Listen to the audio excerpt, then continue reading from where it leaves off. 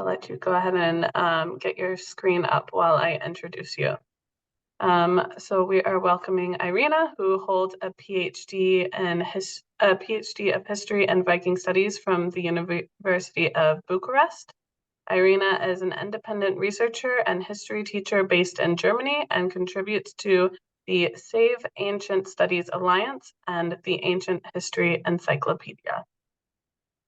And we can see your screen. Is it moving? Yes, it is. Okay, cool.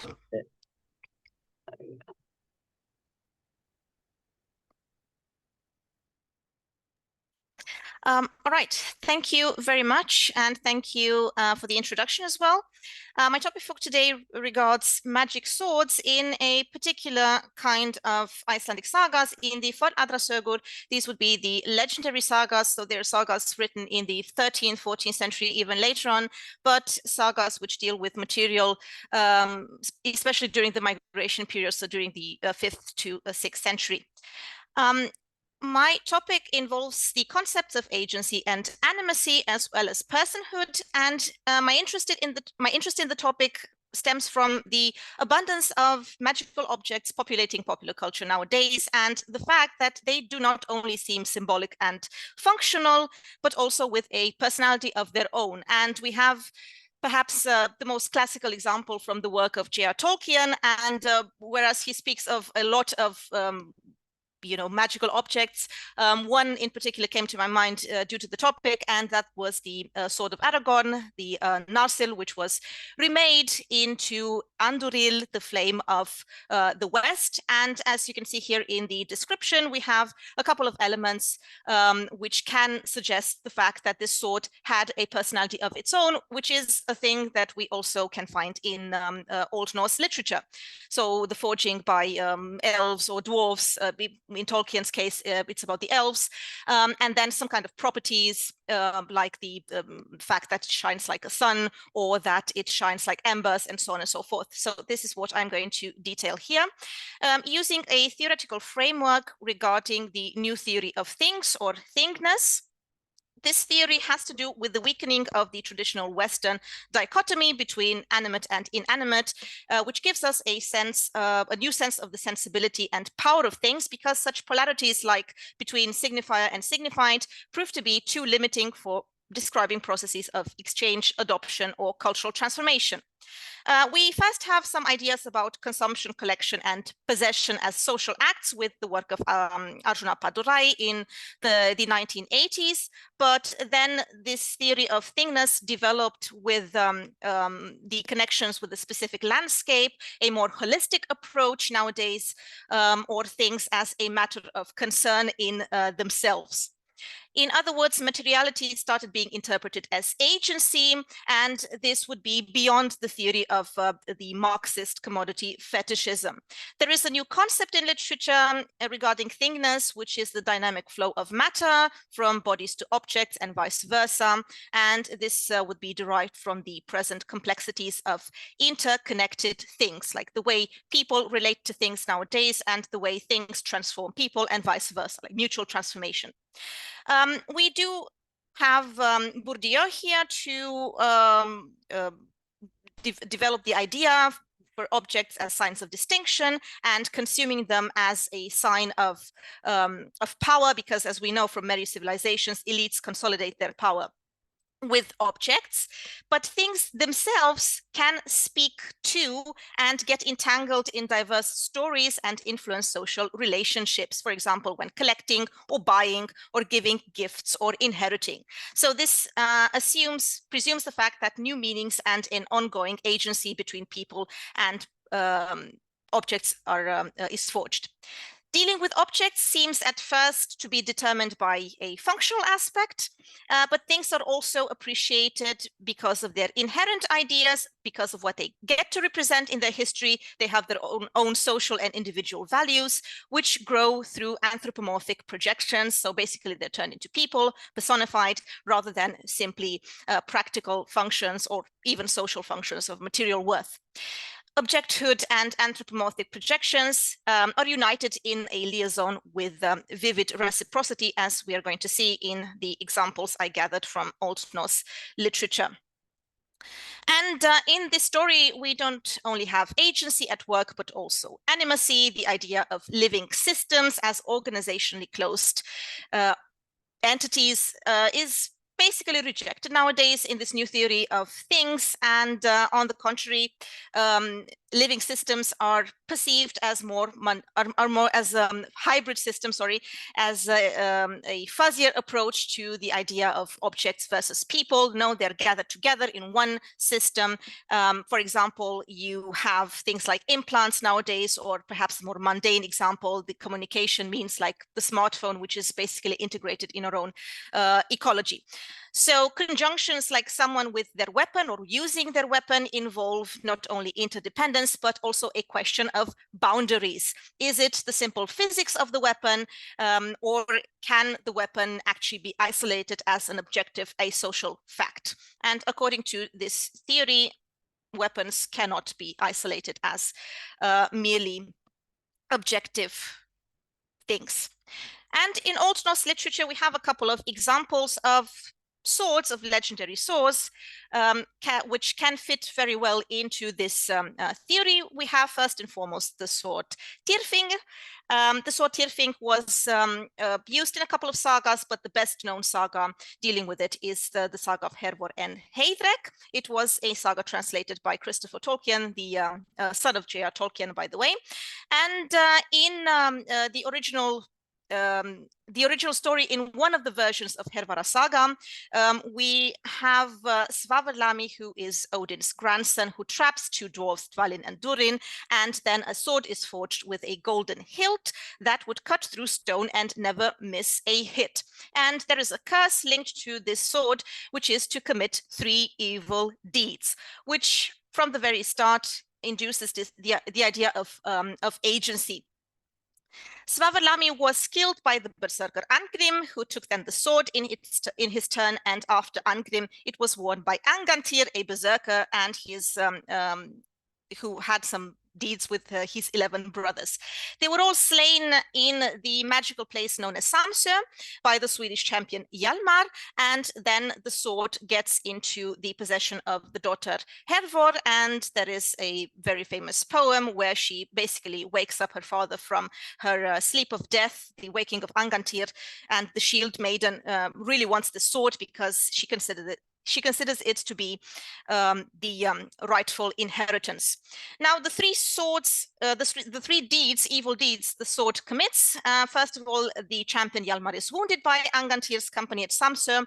The second deed would be that Heidrek killed his brother Angantyr after receiving it as a gift from their mother. That would be the older version and the most compelling of them. There is also a newer version where he kills his brother with a stone, but also somehow related to the sword, because he gets the sword afterwards as well, not as a reward, but as a means to protect him in the future. However, this does not happen because he is slain by his own thralls while carrying the sword. Nevertheless, this object does stay in the family and seems to have a special link to this family. And like I said, the most compelling episode with the sword, to my mind, is the one in the older version where Heidrek gets the sword from his mother, and then he gets mad somehow and then kills his brother. So the story says that he drew the sword, and with a very compelling description that is shown brightly and glittered, and then when he screamed loudly, he went into a rage, into the berserker gang, and because the 2 brothers were not really on good terms, Tyrfing acted in a way that Heidrek basically struck his brother with the death blow. So it kills when it is drawn. It has a potency However, this potency cannot be actualized without intent. And with regards to this particular episode, there is always the dwelling question: was Heidrek willing to do that, or was the sword pushing him to do that, or was it actually both of them who had some kind of intention, and then the boundaries between them get blurred and they perform the act together? So is it bloodlust compelling to act, or is it the object in itself? The object basically challenges the unity of the self, because the personality dissolves once in touch with the blade. It prompts Heidrek to kill when it comes in physical contact with him. And so that you can see a little bit from the description of the sword and how it gets a little bit humanized. I'm going to quote a little bit from the newer version of the story. So Tyrfinger het och allra var bittras och quertsin en því far brugðið, þó listi á svo sem af sólargeisla. Aldrei mátti hann svo hafa berran að eigi yrði hans manni bani og með vormublóði skildi hann jafnan slíðra. En ekki var það kvikt hvorki menn ne kvikvendi lifa mætti til annars dags, en sår fekk af honum hvort sem var meira eða minna. Aldrei hafði hann brugðis í hogi eða staðar numit fyrir hann kom í jörð og svo maður en har hann orustu mundi sigur få ef honum var vegið. Þetta sverd frekt í allum forsögum. So it basically says that Tyrfing is the keenest of all swords. Every time it was drawn, a light shone from it. Like a ray of sun, it could never be held unsheathed without being the death of someone, and it had always had to be sheathed with blood still warm upon it. There was no living thing, neither man nor beast, that could live to see another day if they were wounded by Tyrfing, whether the wound were big or little. Never had it failed in a stroke or been stayed before plunged into the earth, and the man who bore it in battle will always be victorious if blows struck with it. And this sword was renowned in all ancient tales, and that is actually true because we have a couple of more examples. For example, in the saga of Arrow Odd, where Tyrfing again appears in this position of being made by the dwarves, and it would bite anything. So this is something you're going to find very often in the legendary sagas, the sword that can bite through anything. Which is also the case of Gram from the Volsunga saga. Gram is the superior sword of Sigmund the Volsung. It is a gift from Odin as well. And it is used to perform a lot of great deeds in the saga. It was pulled from a tree, remade, tried and tested. So we have this idea of the old sword being capable of greatness and of the harmony between the potency of the sword and the potency of the hero. So in both cases, we have endurance and strength. It is the only sword to withstand the trials because Sigurd, the son of Sigmund, really wanted a sword, and he asked the dwarf Regin his foster father Regin to create one sword that was fitting for him, but this could be done only on the third try, when he actually gets the pieces of the sword from his mother. And a lot of deeds are performed with the sword, such as slaying the king Klingvi, who in his turn slayed Sigmund, his father, then slaying the dragon Fofnir, then beheading the foster father Regin himself, and in other episodes as well. The sword is characterized by elemental forces. It also seems to be flaming when it is used, and the trial refers to the fact that he managed to split the anvil with it, and then tested it with a tuft of wool. He cast into a stream against the stream, and then he managed to cut it in two. So in this point, he is very certain that he is going to accomplish his mission. He actually does not want to go on the mission without this sword. And there is also a prophecy about it, which is the fact that Sigurd's name would endure if he is going to use this sword, which is his rightful inheritance. So in this case as well, we can notice a symbiosis with the hero by performing all these deeds. My third example will be Skofnung. Skofnung is a sword that appears in a lot of sagas, especially in the saga of Hrolf, but then its story continues somehow in other sagas as well. So Skofnung also has a personality of its own, defined by, for example, sharpness or hardiness. It seems to have autonomy and to be alive every time it is used. For example, sverdi Skofnung bítur og nest hann nú hot í þeirra hásum en náttúra Skofnungs var sú að hann kvað við hot þó hann kenndi beinana. So Skofnung bites and clangs against the skulls, for it was in Skofnung's nature to sing aloud whenever it tasted bone. So not only is it a hardy sword, but it can also perform other things as well, such as singing, or this is with reference to the noisiness of the combat, but also it involves this idea of animacy. So this is a thing that we find referred in chapter 50, for example, of the saga of Rolf Kraki. And its story continues in Laxdœla saga, where there is a conditioned transfer of power. We have a man called Skeggi who plunders Hrolf Kraki's burial mound, and then he has a fight of his own with an outlaw who murdered the son of a man in his jurisdiction, and he is able to use the sword because he respects the magical recipe, so to speak. It should be kept out of sunlight, which he actually does, and then he can use the sword. And not only this sword also seems to have a further living element attached to it, a healing stone that he actually uses to save this man. So he does not end up killing him, as a matter of fact. Another episode involving this sword, very interestingly, in Thordarsaga, we have here an ambiguity of agency. We have an episode where Thord actually wants to use. He sees the sword. He thinks it's very brilliant and good looking, and unsheathes it, but he cannot help himself but to kill a horse with it. One more compelling episode regarding the sword would be in the saga of Cormac. This does not go very well for our hero. It could have also been a part of the identity building of the warrior, but then again, here we have a certain ritual that has to be adhered to, and this might sound a little strange in the saga, but he actually had to keep the pommel out of sunlight, like in the case of the saga of Laxdœl, of the people of Salmon Valley. And not only this, he also had to ensure that the little snake coming out of it would go back. So he really had to handle the sword properly, because if not, there would have been a discrepancy between the activity of the warrior and the activity of the sword.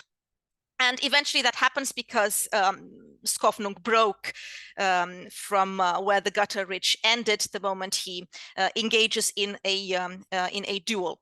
So losing the duel actually confirms the lack of harmony between these two agents, and as well enforces the animacy of the sword. There are many more examples in saga literature. Going to give you just a couple of them. We have the sword Lövi that can only be wielded thrice, just like Tyrfing. It cannot be unsheathed without killing, just like Tyrfing. And this sword is gripped to Bodvar's arm. This was also a champion from the saga of Rolf Kraki, which makes it very difficult to steal. And this shows us kind of like a fusion with the hero. Another example would be Snidil, described in the sagas as the best of all swords. It is used to kill a monster with swords for fangs. In the saga of Egil the One-Handed, we also have a very interesting example. Here we have a very interesting symbiosis, as a matter of fact, because this sword is attached to his arm. It is a sword that can grant him victory, but interesting thing is that it is fastened above his wrist so that no one can withstand its blow. So here we can see very clearly the example of hybridization and of the harmony between sword and hero. The last example would be from the saga of from Göngoklor's saga. It's an episode of combat between Grimr from the retinue of King Eiríkr and King Hreggviðr. And here we again find this theme of the sword biting. The sword bit as if it were striking water, and a description as well. The harness was adorned with gold where it was deemed necessary, and in the back of the sword's hilt were embedded life stones. So again, an example of personhood and of the sword actually coming to life. Such examples can also be completed by others in skaldic poetry. There are a lot of kenningar of metaphors regarding swords in skaldic poetry, about 460 of them, and they can be grouped in a couple of categories regarding their descriptions. For example, the reptilian character is prevalent in many of them. This character of being unexpected or sly, just sliding when you least know it. And you have, for example, things like the tester of the battle eel, or the tested shield rim salmon, or the snake of battle, the battle serpent, the snake of strife, the reptile of corpses, the adder of wounds, the serpent of wounds, and so on and so forth. So anyway, something related to snakes, eels in that category. Another category I found was the comparison with plants like reed. So these are sturdy plants. They're also noise producing and very hardy. For example, hard-hammered reeds of battle, sharp wound leeks, trees of the din snake of Gondul, Gondul being a Valkyria, or blood branches. The third context I found is actually inanimate, but by judging by how dynamic this is presented, with reference to embers or flames or ice, frost, and so on and so forth, like these elemental powers of nature, we can also conclude that they would have been perceived as somehow animate. For example, the flame of the weapon noise, or the tongues of the gilded tongues that sang. The question that remains would be regarding the relationship to archaeology, like if that what we can find in literature regarding personhood and animacy can also be somehow retrieved from archaeology. And I must say that in this field of study, there have been recent articles dealing with it, and researchers have come to the conclusion that medieval swords maybe were not as physical or as socially static as we have represented them so far, because they have a couple of ancestral qualities that can maybe also be retrieved from the graves. Looking, for example, at the way they are placed near the warrior, looking at what has been done to the sword afterwards. For example, we have a lot of cases of swords being bent. That would have been perhaps a metaphor of killing the sword, to take it with you in the realm of death, in hell. Or maybe some other significance. At any rate, the position and possession of swords in graves could indicate a more complex martial identity than assumed before, and also this idea of the charismatic property of swords. And we have a couple of examples here of compelling swords, especially with regard to their hilts, like the sword from Dybbek, or the sword from Steinsvik.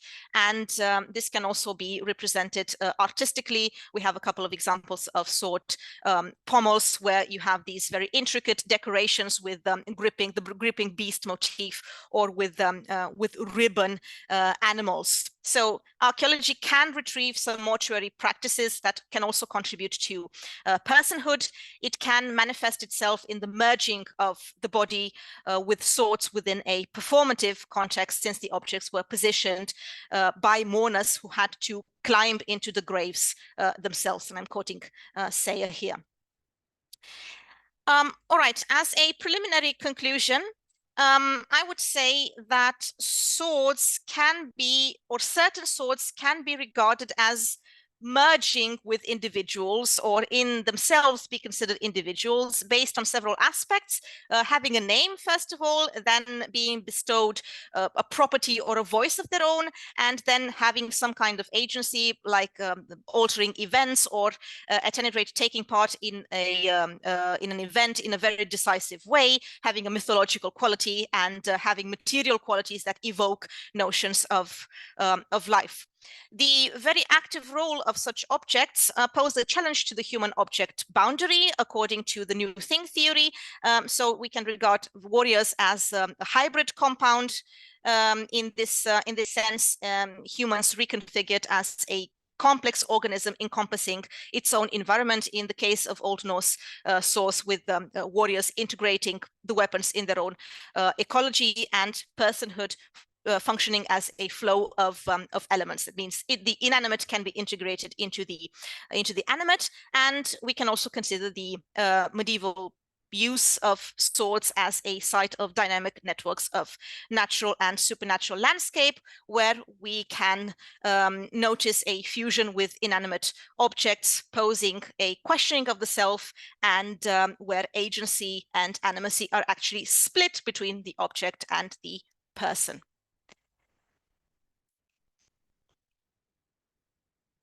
That would be it so far from me today.